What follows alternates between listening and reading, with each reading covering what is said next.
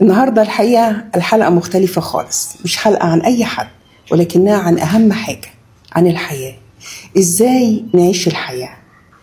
وأنا حسيت من ضيفتي إن هي دي اللي هتقولي إزاي نعيش الحياة. برحب بالأستاذة الجميلة الشيف منى الطرابيشي. أهلا أهلا يا هدى. قبل بقى ما نبدأ أي حاجة، أنا عايزة الجملة اللي دايما بتبدأي بيها أي فيديو. دي الجملة دي جميلة قوي، هي السبب في السعادة. بصي يا ستي، وانسى الهم ينساك وعيش اللحظة، والحياة حلوة بكل ما فيها. ضحكت بكيت الحياة مستمرة.